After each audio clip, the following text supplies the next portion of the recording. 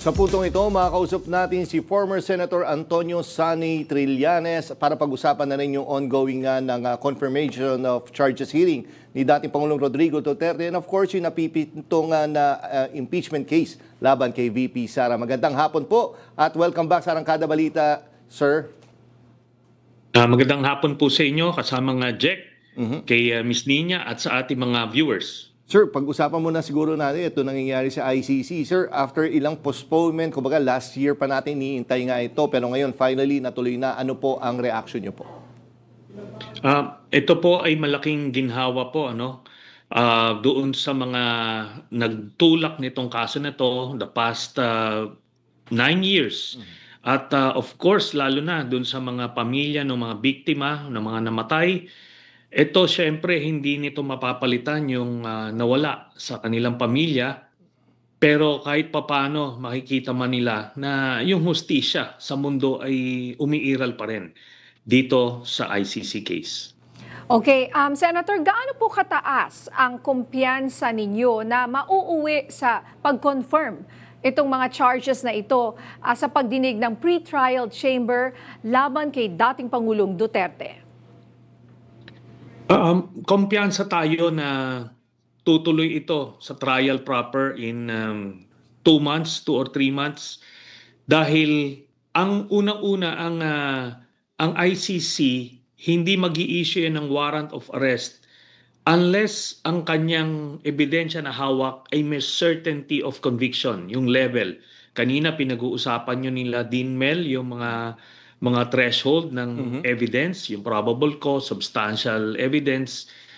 Yan ang hinihingi ngayon. Pero nung nag-issue sila ng warrant, doon pa lang certainty of conviction na ang hawak ng Office of the Prosecutor. So, makakasigurado tayo na lalagpasan nila yan. This is a step, a ministerial step bago mag-trial proper. And sir, bali di ba ito may matagal nang iniintay natin kung kung meron ba talagang arrest warrant laban kay Senator De La Rosa. Ngayon, minilabas din na I think 8 yata yung co-perpetrators at sinasabi. Naniniwala ho ba kayo na eventually maglalabas din ang warrant of arrest laban sa kanila? Ganito po. Yung sinasabi ko nga kanina, yung pag-i-issue ng warrant ay hindi yan basta-basta. Hindi mababaw na ebidensya ang kailangan para mai-issuehan ka. Kailangan doon ay certainty of conviction dahil hindi na tayo miyembro. Kung miyembro pa rin tayo ng ICC, ang hihingin lang dyan ay probable cause kasi tuloy-tuloy yung partnership nyo. So dahil hindi tayo member, ibig sabihin yung ebidensya na hawak bago mag-i-issue ng warrant ay certainty of conviction. So, wala pa tayo doon sa iba. Ang sa tansya ko, baka aabot lang tayo sa may issuehan ay lahat-lahat ay 4. Kasama na dyan si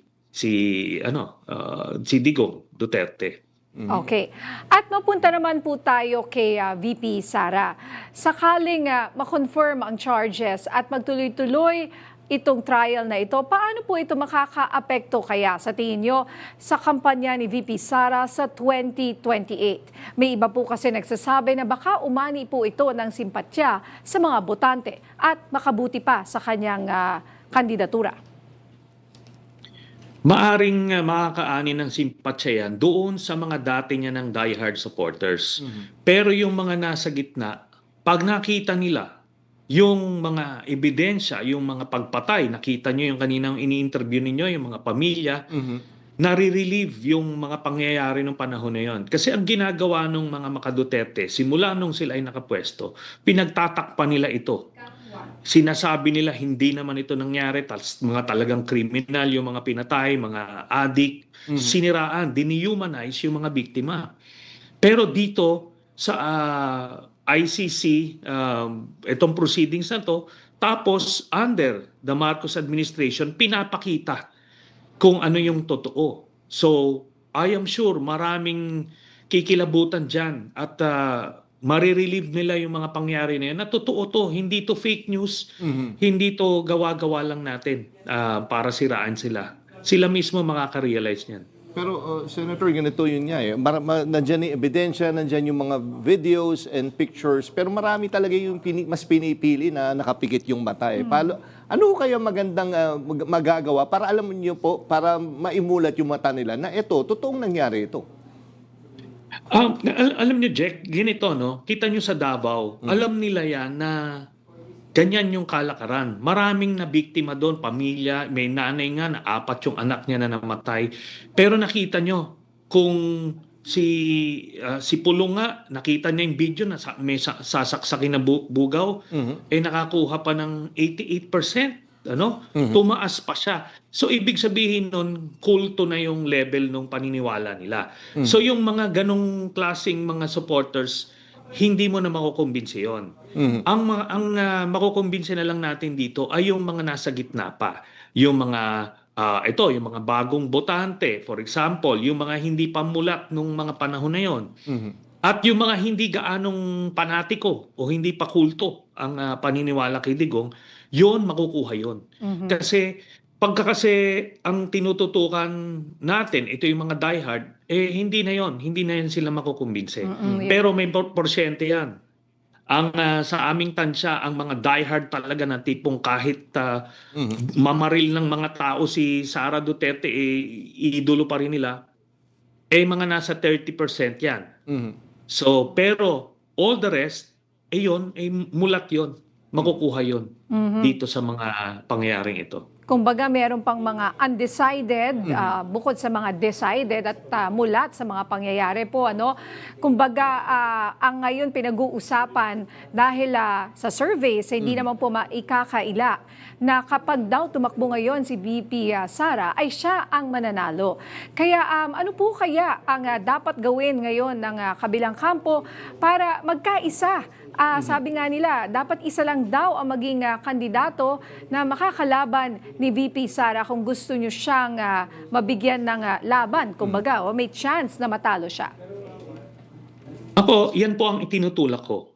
Na ang tanging paraan para matalo ang mga pwersa ng Duterte ay kung magsanib pwersa yung mga middle forces na tinatawag. And as a president. Opo. Including by endorsing Yes, the Senator. anti-drug. Pasensya po. May pumapasok yata ng audio, mula doon sa hearing. Senator? Pero go ahead, Yes, Senator, go ahead po, ahead Senator, po. yung sa point niyo po. Sorry po.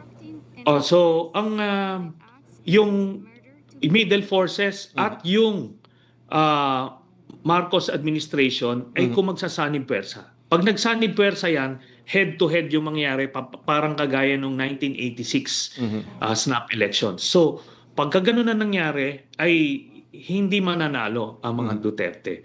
So, kaya yan po ang ating itinutulak. Pero ito po yan.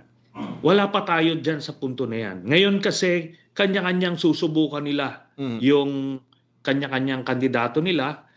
Later, mga siguro middle of the year next year, doon pa lang nila makikita na hindi uubra kung sino yung tinutulak man nila. So, magkakaroon ng necessity for that coalition against Sara Duterte. Ito na nga po din kasi Senator Trillanes, yung kaya ni partner niya. Kasi di ba nakita naman natin, naging controversial na naging statement ni Senator Bam Aquino last week. Yung sinabi, ideally, pwede gawin dito yung paglilitis. Which is umani ng mga maraming negative na reaction. At sinabi nga at nasinakyan pa ng mga DDS na parang pinuri pa nila si Senator Bam. Kumbaga ito nakikita nila parang divide and conquer yung nangyayari. Ano po ang tingin nyo?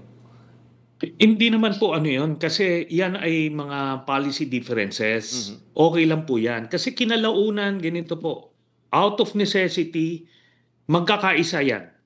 At yan po, kumpiyansa kami dyan na isa lang ang kandidatong ilalaban kay Sara Duterte. Ganon po ang magiging objective niyan later on. Pero sa ngayon, may mga policy differences. Hindi naman natin pwedeng hahayaan yung mga ganong statements kasi nakita nyo maraming nasasaktan doon sa ganong statements. But it doesn't mean na si Senator Bam ay nandoon na sa kabila. Oo nga po. Di ba? So, kumbaga, alam lang niya na next time, magkinahinay ka sa ganyang subject kasi ano yan, kailangan may consensus building dyan.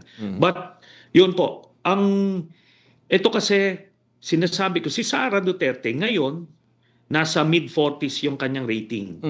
Pero, sinasabi ko nga, nire-remind ko, noong 2014, 2 years before the 2016 elections, si former Vice President Binay ay nasa mid-70s nga eh.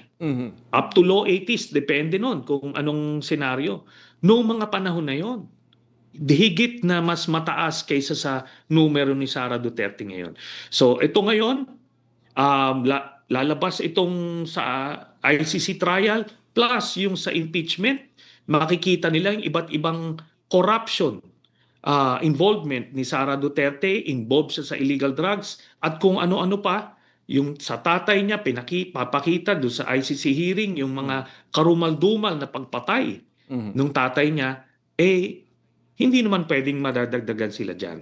Mababawasan sigurado ang kanilang numero. Okay, at panghuli na lang po, no?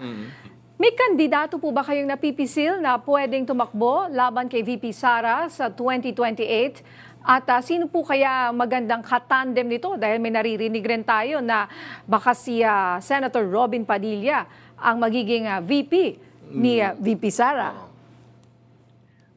Ganito po. Ang nakikita kong sa side nila Sara Duterte, maliwanag na, si Sara yung tatakbo. Ang Vice President nila, ang nag-aagawan, si Amy Marcos, si Robin Padilla, at si Marcoleta. Itong si Marcoleta, alam naman natin, siya ay binabackupan ng Iglesia ni Cristo, ano yan, magfe-flex yan sila para makuha nila yung vice presidency. So, isa yon. Dito naman sa kampo ng administrasyon at middle forces, ang mga lumalabas dito ay yan, si VP Leni, si Senator Bam, si Senator Risa, doon naman sa admin, si General Torre at si Secretary Remulla. Mangyayari nito kung sino ang mas malakas sa kanila lahat, yun ang magiging standard bearer nung coalition na yon. At pipili na lang sila among themselves kung sino yung Vice President. Isa lang yan, head to head. Pag ganyan po ang nangyari, ay wala nang katalo-talo yan. Okay. Maraming salamat, former Senator Antonio Trillanes. Mabuhay po kayo. Salamat, sir. Mabuhay po kayo.